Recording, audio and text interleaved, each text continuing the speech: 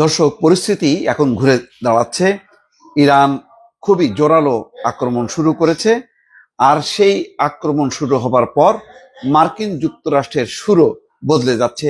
দর্শক, এই বিষয়ে সংবাদ এবং বিশ্লেষণ নিয়ে আপনাদের সামনে হাজির হচ্ছি।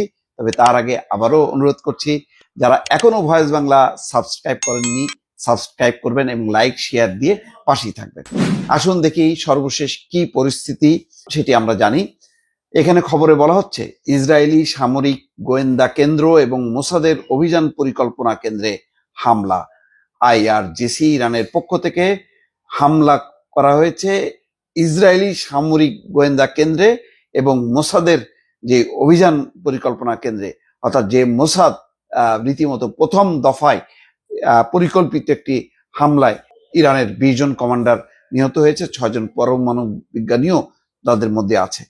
এই অবস্থায় বিপদ টের পাচ্ছে ইরান, এবং ইরান বলছে যে একেবারে রীতিমতো বৃষ্টির মতো বা ছেড়ে ফেলবে নতুন যে ক্ষেপণাস্ত্র, শক্তিশালী ক্ষেপণাস্ত্র, সেই ক্ষেপণাস্ত্রের আঘাত হানাবে ইসরায়েলে এবং তেল আবিব সহ অনুফা এবং আশেপাশের শহরগুলোর মানুষজন রীতিমতো পালাচ্ছে।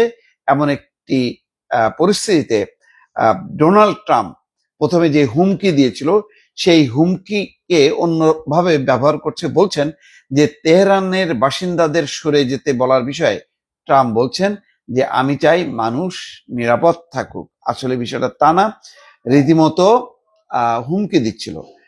এখন ট্রাম্প শুধু তাই না, সিবিএস এর সাংবাদিককে বলেছে যে ইরানের সঙ্গে আলোচনায় ভ্যান্স অর্থাৎ ভাইস প্রেসিডেন্ট অথবা উইটকফকে পাঠাতে পারেন তিনি। এমন পরিস্থিতি নিঃসন্দেহে বলা যায় যে যখন আর ইরানের হামলার তোপ সহ্য করতে পারছে না ইসরায়েল এবং আমেরিকা, তখন তারা সুর পাল্টিয়েছে।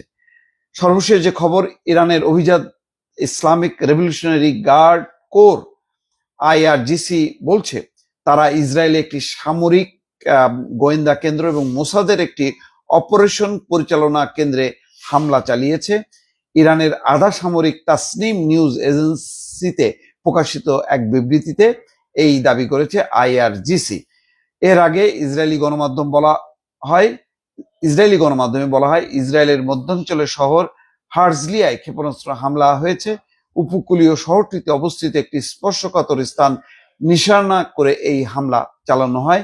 এই স্পর্শকাতর স্থান বলতে সাধারণত কোনো সামরিক বা কৌশলগত স্থানের ইঙ্গিত দেয়।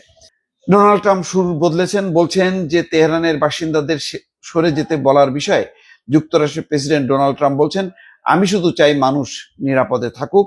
ইসরায়েলের জন্য কিছু করতে পারেন কিনা সাংবাদিকদের এমন প্রশ্নের উত্তরে ট্রাম্প বলছেন এই মুহূর্তে আমরা মোটামুটি ভালো আছি, মনে রাখবেন ইরান পরমাণু অস্ত্র পেতে পারে না। ট্রাম্প সোমবার সামাজিক যোগাযোগ মাধ্যমে দেওয়া এক পোস্টে হুঁশিয়ারি দিয়ে বলেন ইরানিদের অবিলম্বে তেহরান খালি করতে হবে। সিএনএন জানায় নিজের যোগাযোগ মাধ্যম ট্রুথ সোশ্যালে ট্রাম্প লিখেছেন সবাইকে এখনই তেহরান ত্যাগ করতে হবে, তবে এর পেছনে নির্দিষ্ট কোনো কারণ তিনি উল্লেখ করেননি। ইরানের সঙ্গে আলোচনায় ভ্যান্স বা উইটকফকে পাঠাতে পারেন ট্রাম্প।